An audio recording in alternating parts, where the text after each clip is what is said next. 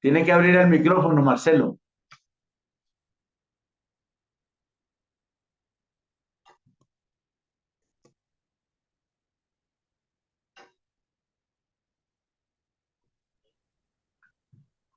Sí, muchas gracias, Fabio.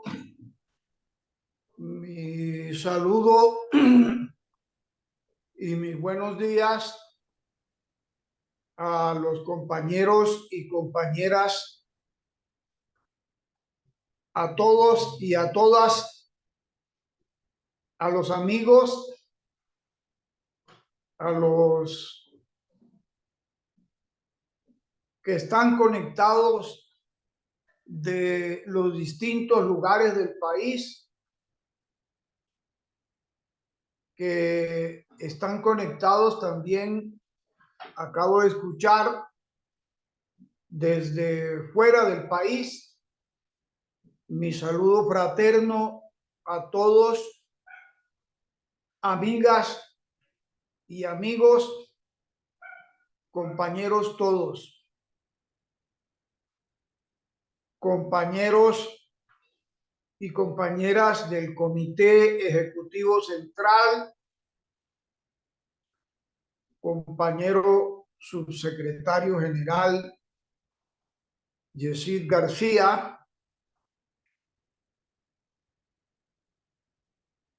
motivo de la presente reunión convocada por el PTC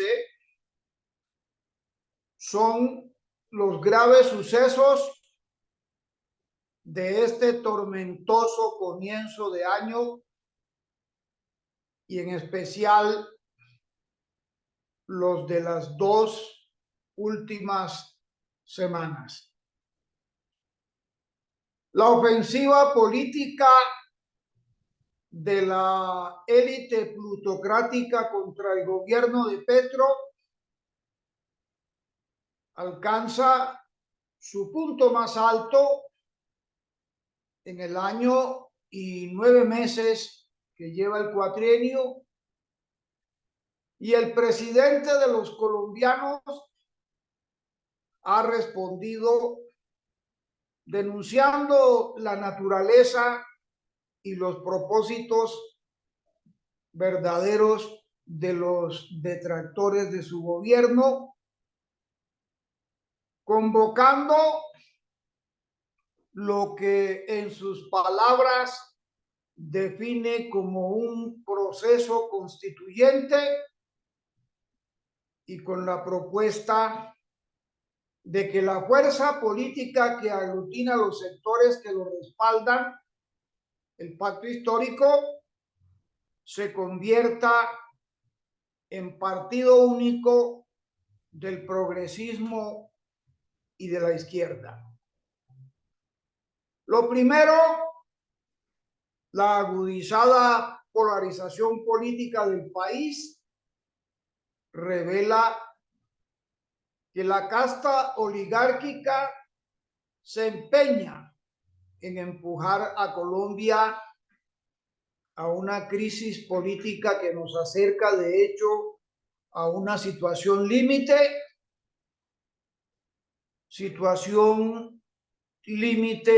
de impredecibles consecuencias. Lo segundo, las propuestas del presidente Petro ameritan una concienzuda evaluación y una pronta y clara respuesta de los sectores a los cuales se nos ha dirigido.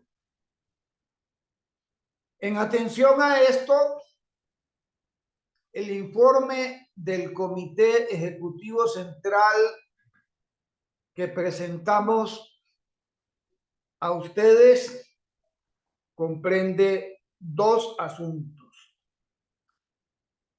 Primero, la gravedad creciente de la situación actual del país. Y dos, las salidas planteadas y en debate. Y en ese contexto, la perspectiva y la posición del PTC. Iniciamos entonces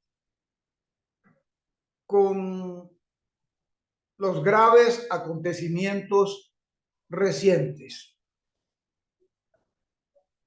El 3 de abril, 9 senadores de la oposición votaron por el archivo de la reforma a la salud contra 5 que la apoyaron en la Comisión Séptima del Senado de la República, confirmándose así el hundimiento de esa iniciativa del gobierno.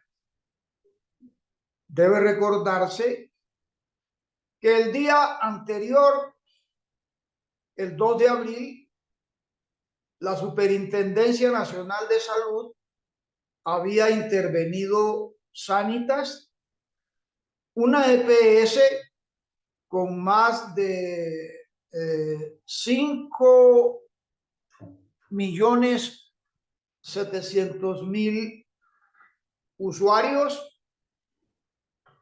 y que el 3 de abril la Superintendencia Nacional de Salud intervino además a la nueva EPS, la entidad promotora de salud más grande de Colombia, con presencia en los 32 departamentos y en Bogotá, y en la casi totalidad de los municipios.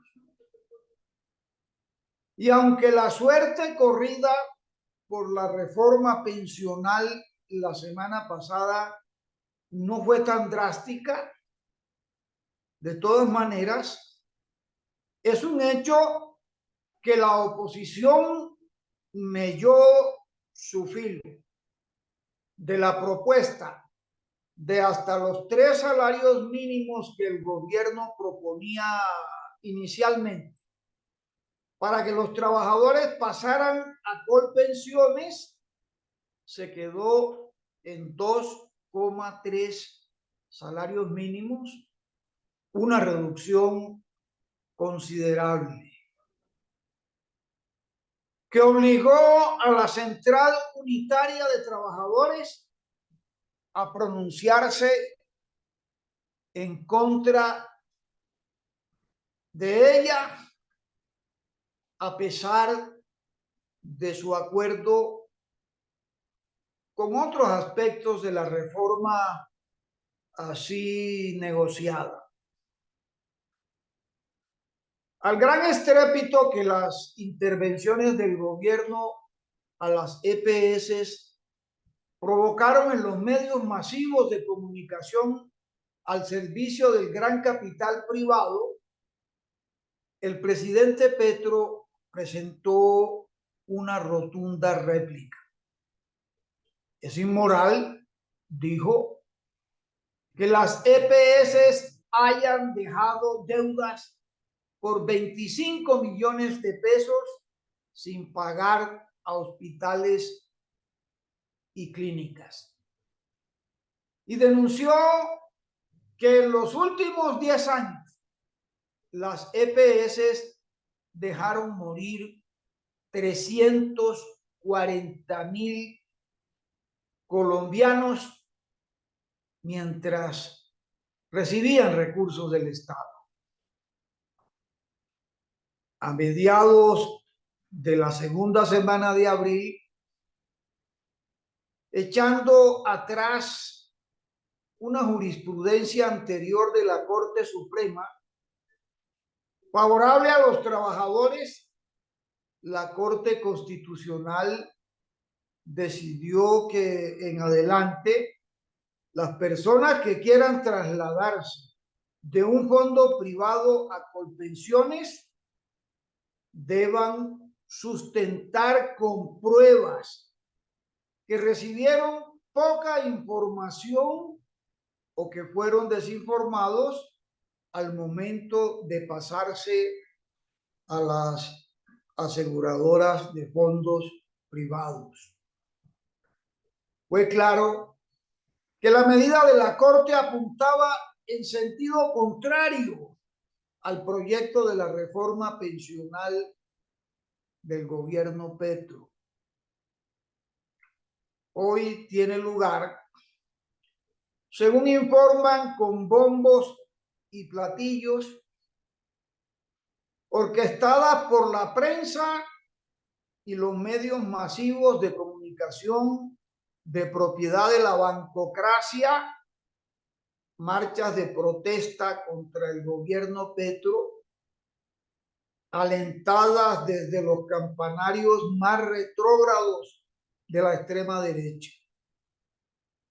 Un llamamiento a plena luz del día, vociferado por los segmentos más ultras de la reacción colombiana, a derrocar el Estado de Derecho, a pisotear las libertades y mayores conquistas populares, al atentado, a las represalias y a la violencia. Como nos enseñan la experiencia histórica y las noticias diarias de la regresiva tendencia internacional, se trata de las clásicas turbas enajenadas que anuncian la cercanía del fascismo. Y a fines de esta semana se anunció que se presentará en el Consejo Nacional Electoral un proyecto de resolución para formular cargos contra el presidente Petro, el gerente de campaña de su campaña y hoy presidente de Ecopetrol, Ricardo Roa, y contra los auditores de la campaña presidencial de 2022 por presunta violación de topes y financiación irregular. Al igual que la Fiscalía de Barbosa, la magistratura del órgano electoral busca demostrar que el aporte de 500 millones de pesos, producto de la donación que FECODE le hizo a Colombia Humana, habría terminado, según ese propósito, según esa versión, en las cuentas de la campaña, como otro aporte de la Unión Sindical Obrera.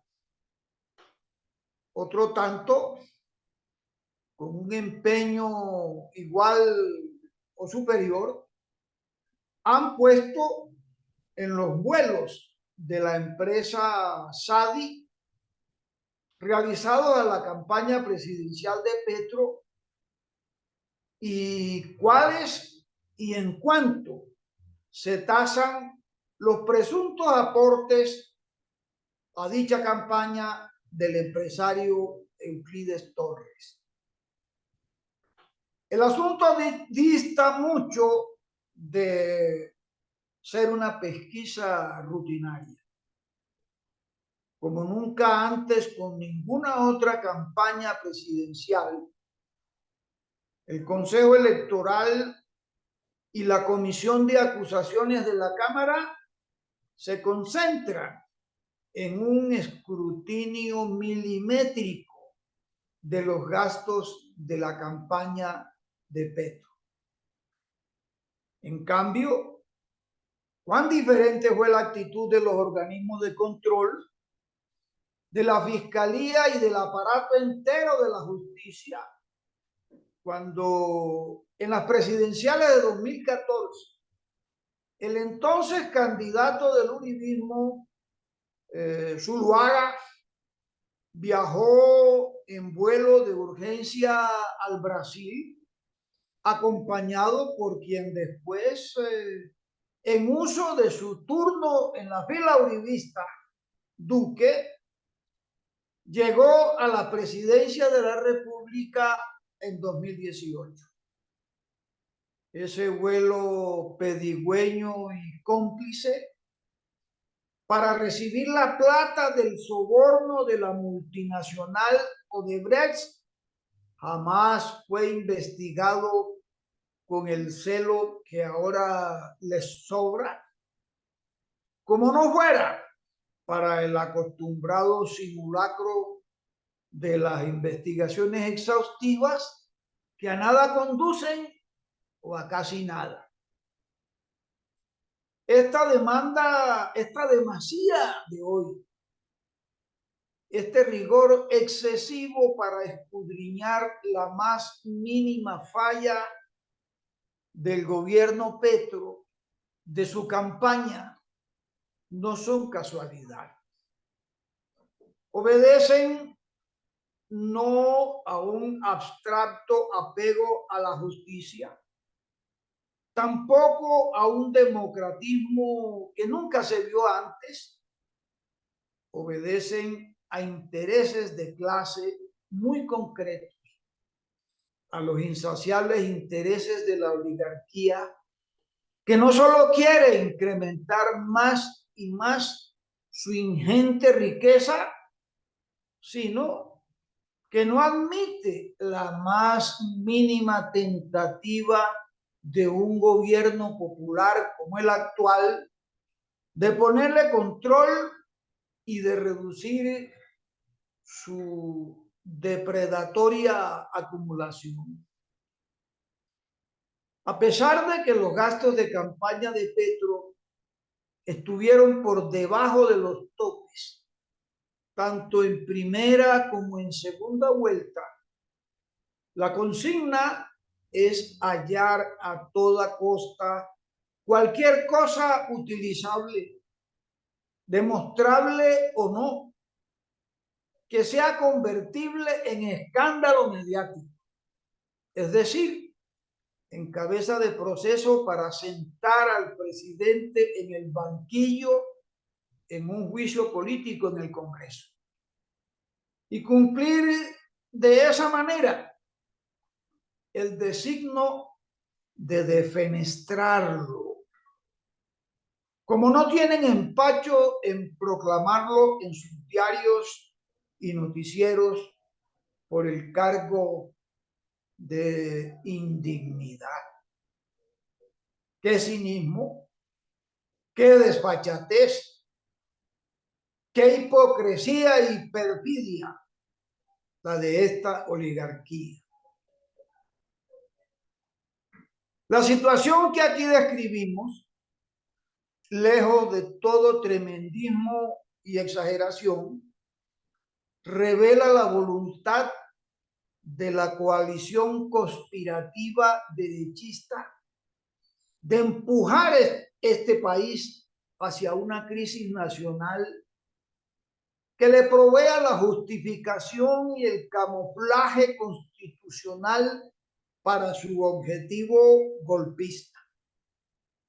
Quiere decir que no hay nada más importante de entender hoy, nada más amenazante y terrible para Colombia que la inminencia de esta emboscada, de esta trampa que como tiro de gracia quiere propinársele a la democracia, al proyecto de cambio que echó a andar este gobierno. Estamos seguros que en la Casa de Nariño el presidente Petro y su círculo más cercano están por completo conscientes del mortal peligro que acecha y del golpe que se fragua. Desafortunadamente, no vemos indicios de ese mismo estado de alerta, de que esté vivo entre buena parte del equipo de gobierno, ni entre dirigentes del pacto histórico, ni en la mayoría de su bancada parlamentaria, ni en gran parte de sus efectivos y activistas a escala nacional. Y mucho menos en el grueso de la gran corriente popular que respalda al gobierno y sigue a la expectativa de los cambios. Los parlamentarios del pacto histórico piensan en mantener sus curules en las elecciones de 2026. Y los que no lo son y aspiran a hacerlo, en cómo van a quedar para entonces en las listas. Embelesados como están en las cuentas de la lechera, no quieren ver el abismo frente a sus pies. Que esto se venía a venir, lo corroboran las varias advertencias hechas por el mismo presidente Petro desde mediados del año pasado. Y en especial en sus impactantes pronunciamientos de primeros de febrero de 2024.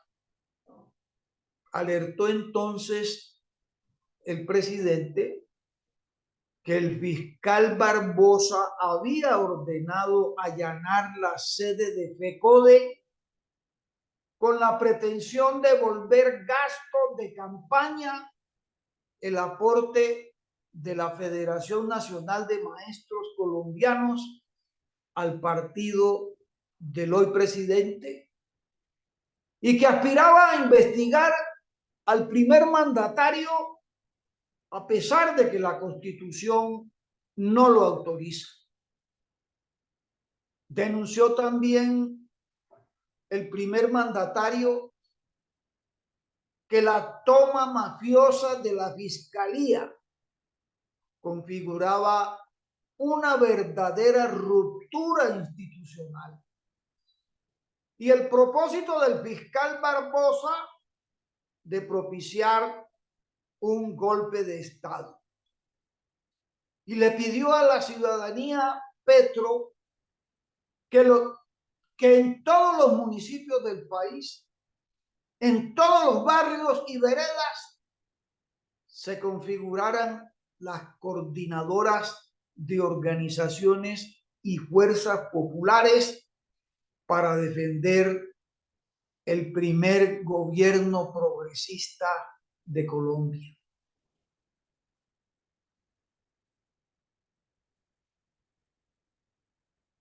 El pronunciamiento estuvo hecho. Y el aumento de la agresividad de las fuerzas de derecha y ultraderecha, característico de su actividad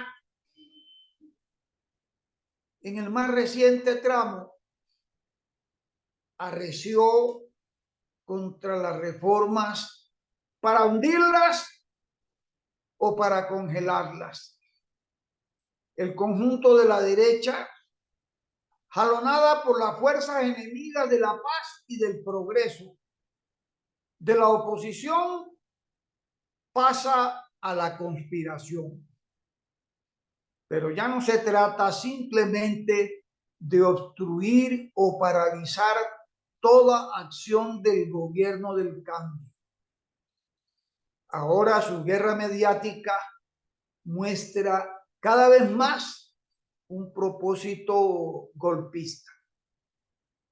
Al estruendo de los medios, a la oposición del Congreso y a la basura ideológica de los llamados tanques de pensamiento del capital financiero y de otros gremios económicos, ahora se le une cada vez más una especie de cerco creciente de las demás ramas del poder del Estado para sitiar y boicotear al gobierno Petro.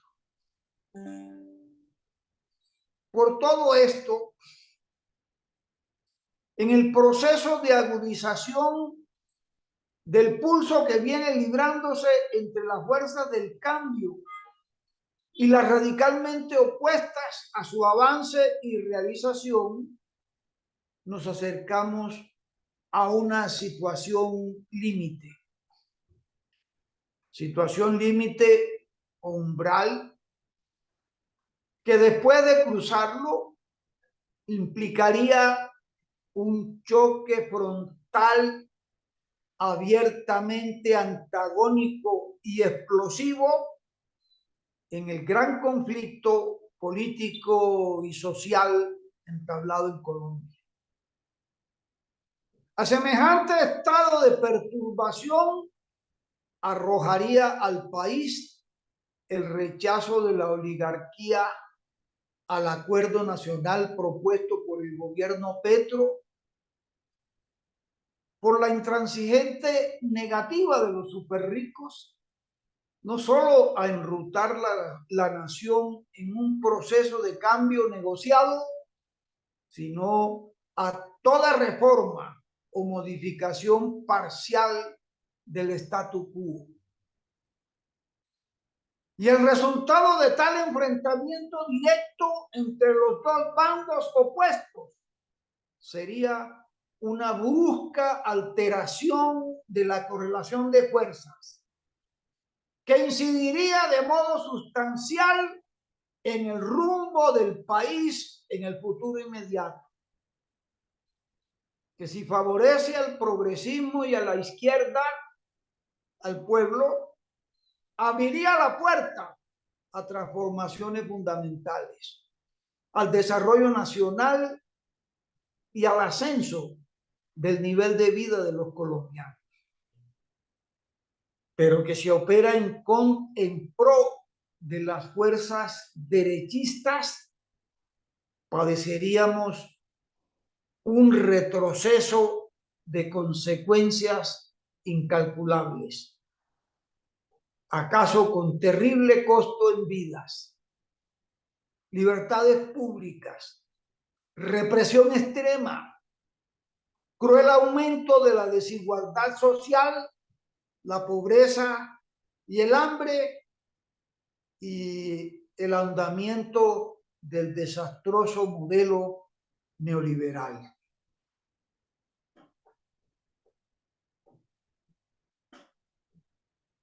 Veamos ahora las propuestas del presidente. He aquí que sorpresivamente, al comenzar la segunda semana de abril, el presidente Petro decidió convocar a reunión a dirigentes de los sectores del pacto histórico y a ciertos invitados especiales. Asistimos con la natural expectativa, si bien teniendo ya conocimiento de las propuestas lanzadas en sendos pronunciamientos anteriores del presidente, la propuesta del Partido Único y la de la convocatoria de una asamblea constituyente. Y en efecto, el primer mandatario trató en su intervención sobre la gravedad del momento que atravesamos y acerca de la necesidad del Partido Único y la Constituyente, propuestas que reafirmó de manera rotunda, categórica y terminante.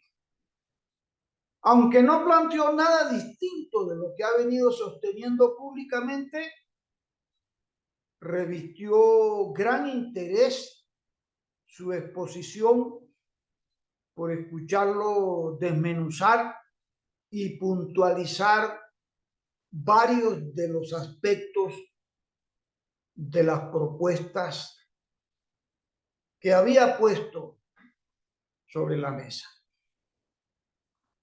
Una buena parte de los asistentes, equivalente o cercana a la mayoría, se centraron en sus quejas y reclamos, algunas válidas y otros ciertos.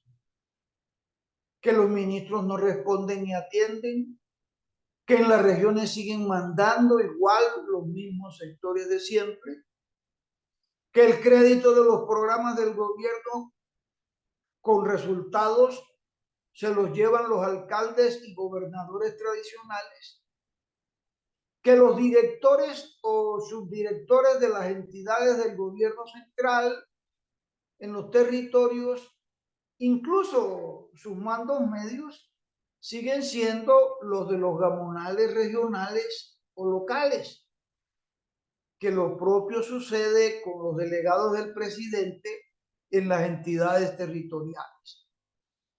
Que hay descontento con la falta de inclusión de los integrantes del pacto histórico como colectividad en los gobiernos de departamentos y municipios, y que cuando sucede es a nombre individual de algún senador, representante, personaje influyente del Ejecutivo Central o emisario del presidente. Algunas de estas intervenciones, cuando se refirieron a los temas centrales tratados por Petro, lo hicieron de pasada, dedicándoles una parte mínima del total de lo que expresaron. Manifestaron su acuerdo en la creación de un partido único y la constituyente. Colombia Humana, el Polo, la UP, Maíz, Esperanza Democrática, algunos otros de los representantes de los sectores citados y casi todos los parlamentarios presentes. Y expresamos nuestro desacuerdo con la transformación del pacto histórico en un partido único, la senadora Clara López, el Partido Comunista, el PTC, en tanto que Comunes planteó que estaban estudiando el tema en intercambios, consultas y seminarios. Y si registramos de modo más preciso o más precisa la posición asumida por el PTC en la reunión con el presidente, podemos resumirla en primer término en que expresamos nuestra entera conformidad con varias de las formulaciones planteadas por el presidente Petro, así. En su observación de que la intransigencia de los megarricos, no solo al cambio en su conjunto, sino a las reformas parciales del sistema imperante, obedecen a su interés de clase en los negocios billonarios, de los cuales derivan su poder económico y en sus descomunales superganancias, estuvimos enteramente de acuerdo. En su afirmación de que no hay modificaciones sustanciales de la correlación de fuerzas hasta hoy, aunque se han agudizado la lucha política y ha escalado su intensidad y antagonismo. Coincidimos por completo también en que las movilizaciones populares y callejeras han sido considerablemente importantes, que han provocado positivos resultados, aunque todavía insuficientes, y en que realizadas en la magnitud y extensión requeridas pueden resultar decisivas para alterar favorablemente la correlación de fuerzas y constituirse en el fiel de la balanza. Y agregamos que aunque sectores sociales como estudiantes, indígenas, mujeres y habitantes de los barrios populares hayan participado activamente, son las centrales obreras las que han corrido con el esfuerzo principal en la convocatoria, preparación y presencia en las calles del grueso de dichas movilizaciones, constituido más que todo por obreros y por maestros, que son precisamente las organizaciones partidistas.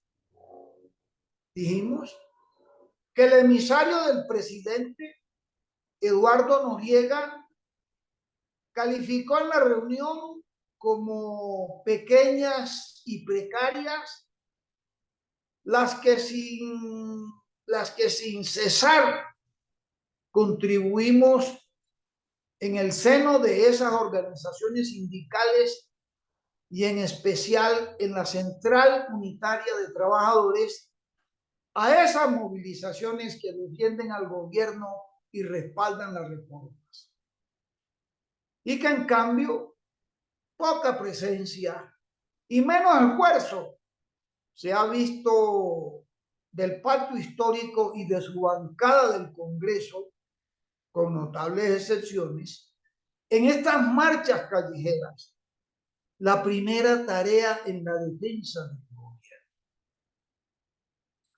También estuvimos en total acuerdo con la apreciación del presidente de que estamos a puertas de un cambio brusco de la situación por la amenaza de un golpe, que si se llega a consumar, según sus palabras, generará una verdadera matanza, y en que por tanto la única manera de enfrentar una situación tal eficazmente es poniendo en juego nuestra capacidad de movilizar la gente a la calle.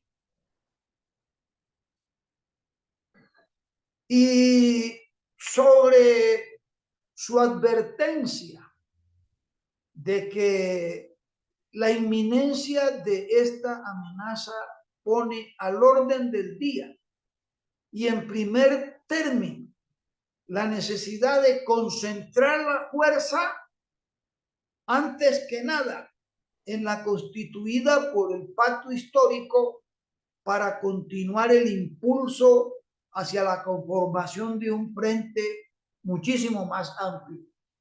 También estuvimos entera y totalmente de acuerdo, como hemos reiterado. Y respecto del partido, de la propuesta del Partido Único, expresamos que la necesidad de concentrar la fuerza es clara, es indiscutible. La cuestión es cómo. Que podemos irnos por el camino más simple y probado o por el más problemático y que no facilita una rápida concentración de fuerzas. Dijimos que el camino más simple es una alianza basada en unos objetivos claros y en unas reglas democráticas. Es decir, un frente o coalición progresista y de izquierda. Señalamos que distintos partidos pueden agruparse en un frente para luchar por los 5 objetivos centrales de la gran transformación democrática: la reforma agraria, la industrialización y la contribución de Colombia a la tarea universal de la transición energética. Es este el programa de gobierno y ha sido el del pacto histórico, sin que sus partidos hayan tenido que fusionarse en uno solo. En cuanto a las reglas, la primera que se requiere en un frente es la del respeto a la identidad de los diferentes sectores y a su autonomía organizativa.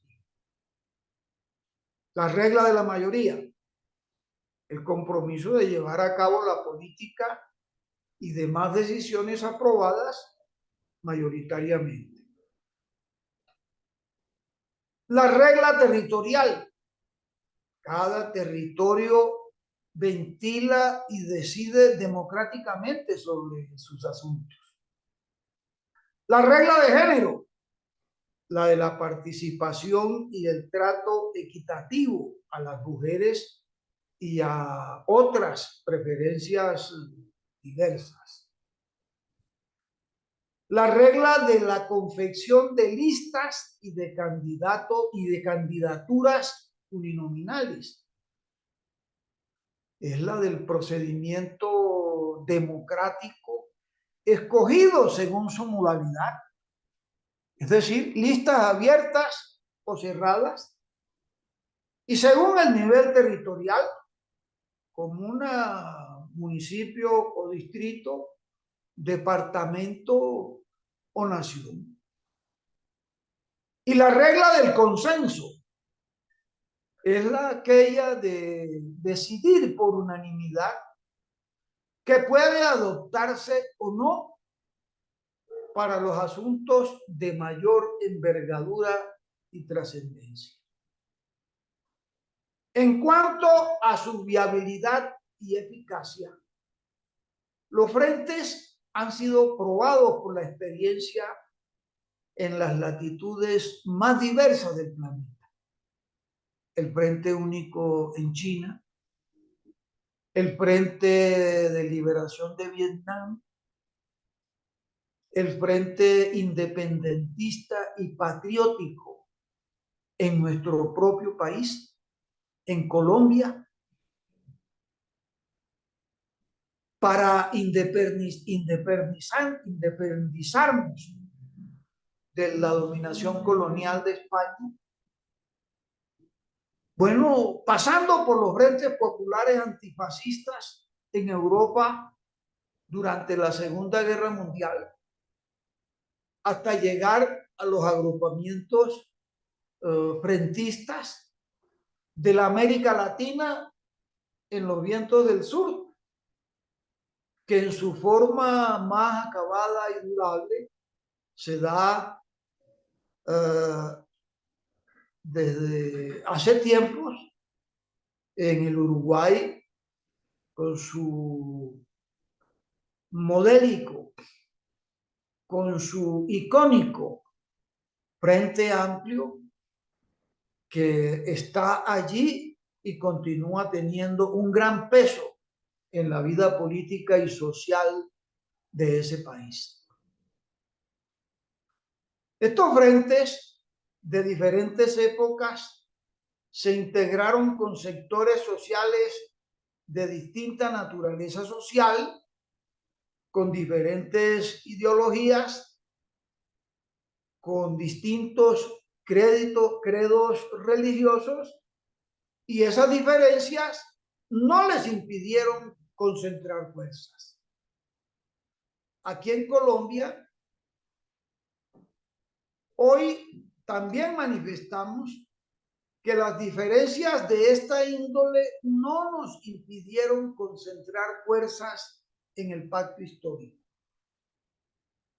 Que el presidente posiblemente tenga reparos teóricos, políticos, hacia Marx, hacia Lenin, hacia Mao Zedong, y que nosotros también los tenemos con respecto a Antonio Negri y a la Constitución del 91. Pero que esto no nos ha impedido ni nos impide concentrar fuerzas para defender su gobierno y su proyecto de cambio. El PTC, también planteamos, participó en la lucha política librada para elegir al presidente actual. Sigue participando en esa lucha por abrirle camino a las reformas y al proceso de conjunto de su gobierno y está dispuesto a luchar en todos los terrenos. Para seguir haciéndolo, no necesitamos fusionarnos en un partido único. No necesitamos renunciar a nuestra identidad. No necesitamos fusionarnos en una entidad política ecléctica, hecha con retazos ideológicos de aquí y de allá. Así se llame partido. Si hubiera que participar en 2026 bajo el actual régimen electoral, debería plantearse que se trata de una unidad con camisa de fuerza, impuesta por unas normas legales antidemocráticas y excluyentes. Que lo hacemos de manera forzosa y únicamente para poder participar en la lista electoral. Y siempre que previamente se sellara el compromiso definido y preciso de funcionar bajo reglas democráticas que partan de respetar la identidad política e ideológica y la autonomía organizativa de cada sector. Por supuesto, ni hubo en la reunión con el presidente Petro, ni hay hoy el menor asomo de que siquiera se considere en la dirección del pacto histórico, que ya está en tránsito hacia el partido único, la opción de que se discuta esta razonable consideración, esta razonable propuesta.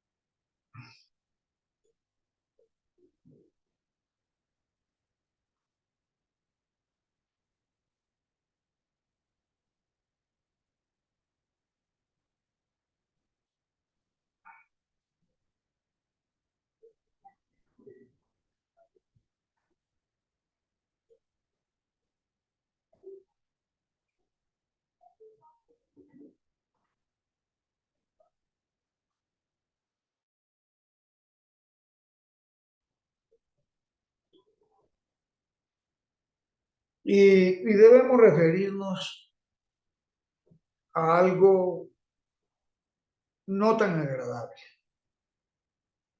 Nada justifica el deplorable e inadmisible incidente ocurrido al día siguiente de la reunión del pacto histórico con el presidente, el 9 de abril, cuando la marcha convocada por las centrales obreras se concentró en la Plaza de Bolívar de Bogotá.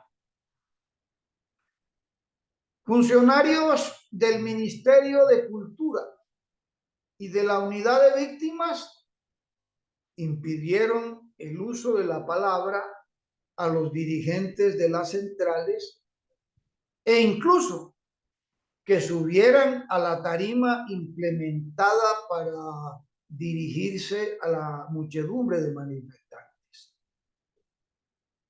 se consumó un triste y reprobable precedente.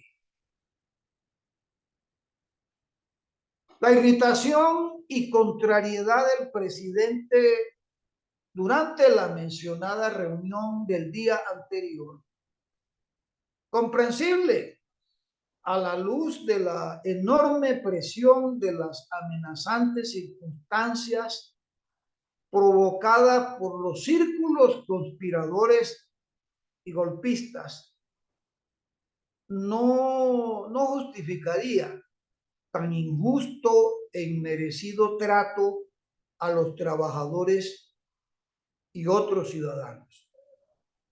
Máxime cuando la movilización, como varias anteriores, se llevó a cabo como respaldo masivo a las reformas sociales y en defensa contundente al gobierno Petro. Guardamos la esperanza de que el incidente haya sido un desvarío burocrático de funcionarios torpes y desorientados. Y pasamos ahora al punto de la convocada Asamblea Popular. Casi inmediatamente después de estos sucesos, se informó que el pacto histórico convocaba para el próximo 25 y 26 de mayo una gran asamblea popular con los elegidos en los comicios territoriales del año pasado, efectivos de los partidos que apoyan al gobierno Petro, organizaciones sociales, indígenas, afros y otros varios aliados y sectores. Los temas serán el partido único y el denominado proceso constituyente. Dadas las circunstancias que evidencian la realidad de decisiones ya tomadas en el sentido de comenzar a llevar a la práctica las dos iniciativas presidenciales que serían refrendadas por aclamación en la Gran Asamblea, no se ven condiciones para la participación en forma democrática y en un ambiente fraternal, constructivo y unitario de quienes no asumimos a rajatabla por lo menos una de esas iniciativas presidenciales, la del Partido Único. En cuanto a la propuesta de jalonar un proceso constituyente, es cierto que las circunstancias actuales difieren notablemente de las de 1991, puesto que debe repararse en que cuando tuvo lugar la constituyente autora de la Carta Política en vigencia, las élites dominantes de América Latina, incluida la de Colombia, motivadas por el llamado Consenso de Washington, por entonces celebrado, anunciaban a tambor batiente el inicio en firme de la era neoliberal en el subcontinente y estaban resueltas a adecuar el entero aparato institucional de sus países en línea con el furor de la economía de mercado y las promesas de la globalización. Tanto Barco como César Gaviria querían la reforma a fondo o el cambio de la vieja constitución. Y el último terminó codirigiendo el proceso del que nació la nueva Carta del 91.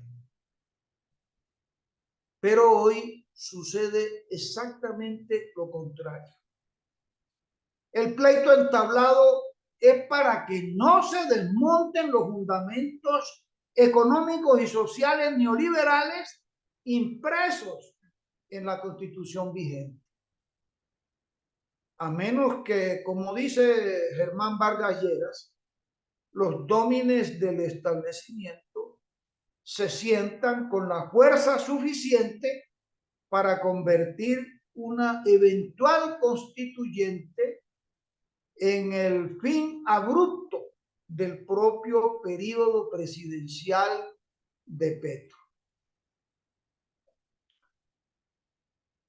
Otro aspecto del asunto reside en que el pacto ha permanecido lejos del papel que le correspondía como coalición de gobierno. La adopción de viejas prácticas de la política tradicional en su seno, la poca coordinación y eficacia de su bancada parlamentaria, salvo valiosas excepciones, un centralismo nada democrático y las querellas por la hegemonía entre sus agrupamientos mayores. Aunado todo esto a la carencia de un vínculo organizativo y de comunicación con el pueblo que difundiera la política del gobierno y liderara las movilizaciones. Son limitantes políticas existentes, serias limitantes, escollos al proyecto del proceso constituyente a los cuales debe añadirse el ya escaso tiempo para el desarrollo social y político y luego institucional que requiere la iniciativa presidencial del proceso constituyente.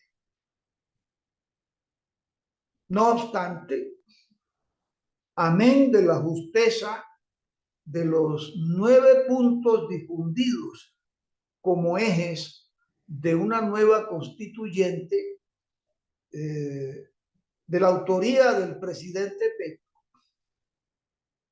es también cierta la audacia implícita en el proyectado proceso que implicaría una gran movilización popular masiva,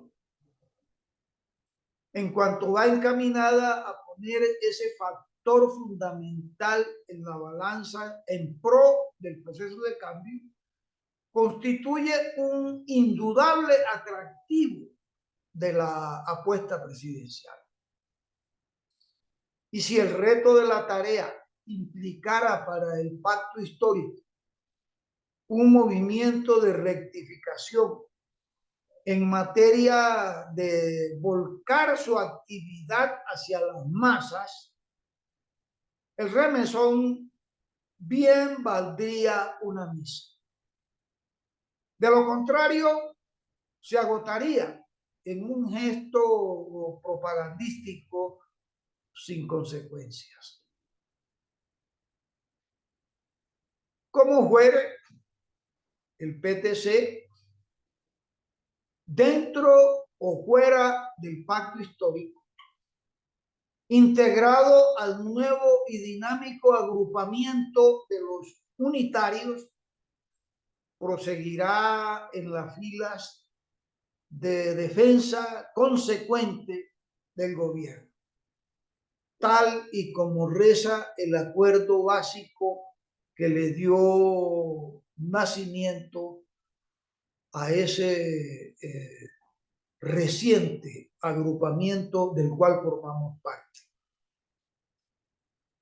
La gran tarea principal, la de jalonar la movilización popular, implica denunciar la conspiración golpista, como lo hizo la concentración del 8 de febrero y la reiteró la movilización del 9 de abril. Exigir a los gobiernos territoriales la ejecución de los proyectos del Plan Nacional de Desarrollo. Las corporaciones, escenario privilegiado para esto, ofrecen un gran papel a nuestros amigos, nuestros aliados y en particular a nuestros propios voceros, como la compañera diputada Ivonne Tapia y el compañero Harry en el municipio de Mosquera. Recuperar los sectores del pueblo confundidos es la otra actividad clave. Sectores populares desorientados o decepcionados por la propaganda de la campaña mediática, que esclarezcamos y refutemos mediante el desmentido de los infundios contra el gobierno, poniendo de presente, de un lado, las atrocidades del narcoparamilitarismo auspiciado por la ultraderecha, la megacorrupción rampante y descarada de los círculos más poderosos, y de otra parte, la lista de logros y avances del gobierno Petro que han fomentado para Colombia un nuevo prestigio internacional,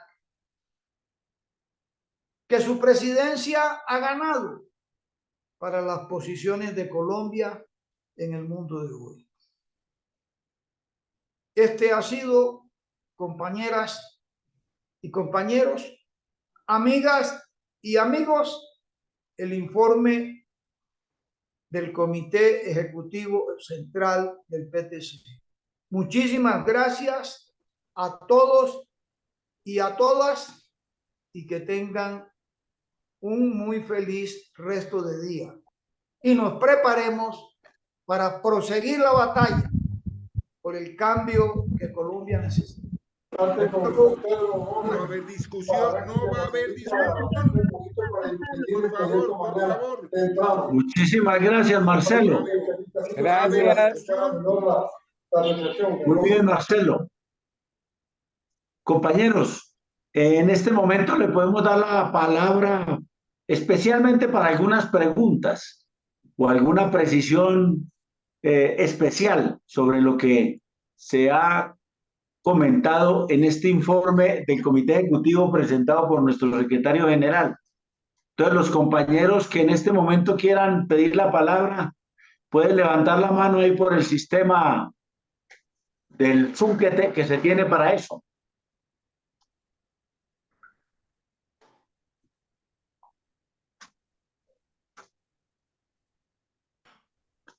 Bueno, creo que todo ha quedado muy claro. Derivo exactamente del hecho de que ningún otro compañero ha pedido la palabra. Resumo entonces. Evidentemente, bueno, pidió la palabra Marta Borja. Discúlpeme, Marta, tiene la palabra. Gracias, Fabio. Bueno, realmente yo quedo muy preocupada porque considero que es una situación bastante compleja, difícil, no solo por la situación nacional, sino pues adentro del pacto histórico y el rol de nosotros, o sea, y por nosotros, por el PTC. La parte final del informe del Comité Ejecutivo habla de Los puntos de los unitarios, del agrupamiento de los unitarios, que deduzco pues son Clara, el PSE y nosotros, pero pues que no son la mayoría en el pacto histórico, de acuerdo a lo que escuché en las discusiones allá en la reunión con el presidente. Entonces a mí me inquieta mucho que no se trate en el informe cómo organizativamente vamos a atender esta situación. Porque aquí hay 280 amigos y compañeros, pero ¿cómo vamos a profundizar en la claridad respecto a este informe y cómo vamos a poder desarrollar una discusión, orientación? Se dice que debemos de rescatar, recuperar los sectores del pueblo confundidos, pero para eso primero necesitamos que nosotros las tengamos todas claras. Entonces, ¿cómo vamos a profundizar como organización política esta situación? ¿Cómo la vamos a dirigir para poder profundizar en la situación, esclarecer dudas? Que no dudo que aquí muchos compañeros puedan tener muchas dudas, pero que en su lugar puedan hablarlas y discutirlas. ¿Cuál es la directriz organizativa? Porque no se trata simplemente de que tengamos un informe, sino a nivel organizativo, en los regionales, qué vamos a hacer, cómo se va a incluir el comité ejecutivo en ayudar al esclarecimiento y a la profundización de esta situación para poder llegarle a las masas y poder contribuir de una manera efectiva en la práctica en todas las regiones al apoyo de las políticas del presidente de todas maneras, porque es que estamos en la pelea principal, que es contra la oligarquía y por la defensa del progresismo y las reformas. ¿Cómo vamos a hacer eso? ¿Cuál es la directriz organizativa del partido? A mí me deja eso muy inquieta. Eso es el planteamiento. Gracias, Marta, muy amable. Tiene la palabra el compañero que se llama Android, yo no sé qué diablos. Por favor, se identifica y nos dice su apreciación. Compañero Android.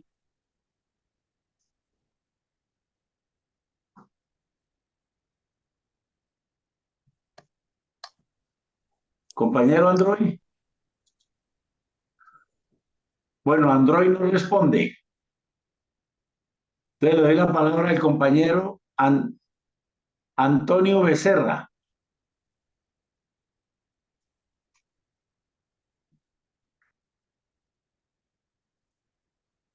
Android. Entonces, Antonio. Antonio.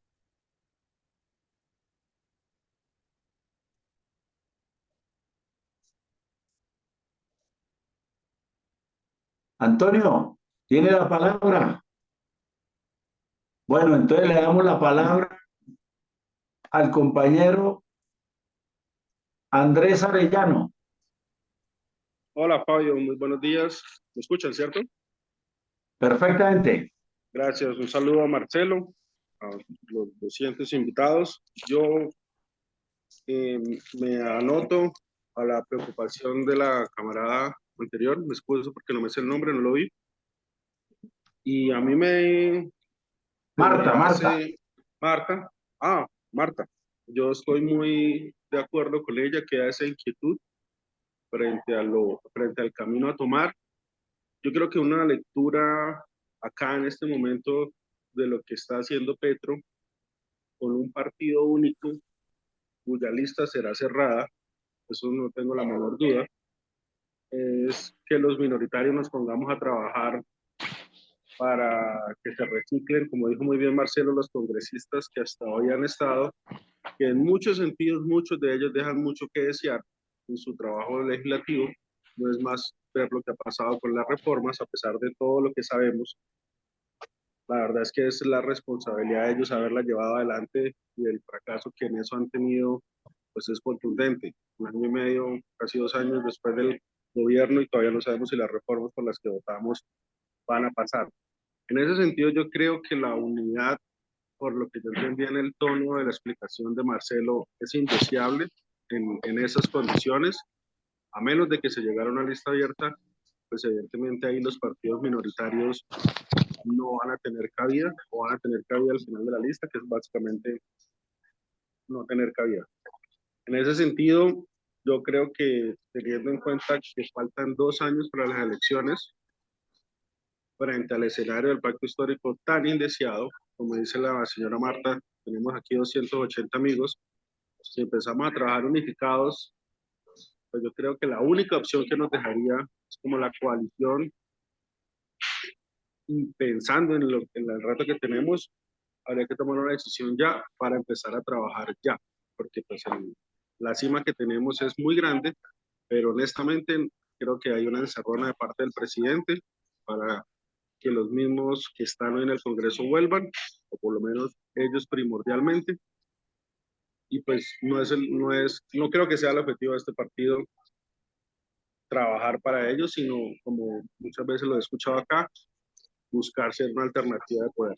Entonces yo creo que compa, creo que es momento de tomar el toro por los cuernos. Yo creo que la unidad es indeseable y si es así, si la lectura mía es correcta y quiero no equivocarme, pues creo que tenemos que organizarnos desde ya para ver cómo mantenemos la personería jurídica que es obteniendo presencia en el Congreso. Muchas gracias, Fabio, muchas gracias a todos. Compañero Ok, Fabio, perfecto. Gracias, Andrés. Tiene la palabra compañeros, Nancy y se prepara Delis. ahí me escuchan, perdón, me habían dado la Sí, palabra señor, lo antes. escuchamos. Sí, Ay, señor, bueno, hágale. gracias, compañero Fabio. Soy Antonio Becerra, soy un simpatizante del PTC. Estoy haciendo turno para que me den alguna militancia especial incluso. Me ha ¿Cómo encantado se por llama usted, primera. compañero? Antonio Paz Becerra, Es que le pedimos del, la palabra ahorita y no la dio. Bueno, tómela, que ya lo habíamos llamado, dele. gracias, sí, de la Red Colombiana de Docentes Catedráticos Temporales y Ocasionales. Bueno, Listo. me encantaría que el informe se complementara por el subsecretario general, por el compañero Yesid García, que nos hablara algunas palabras.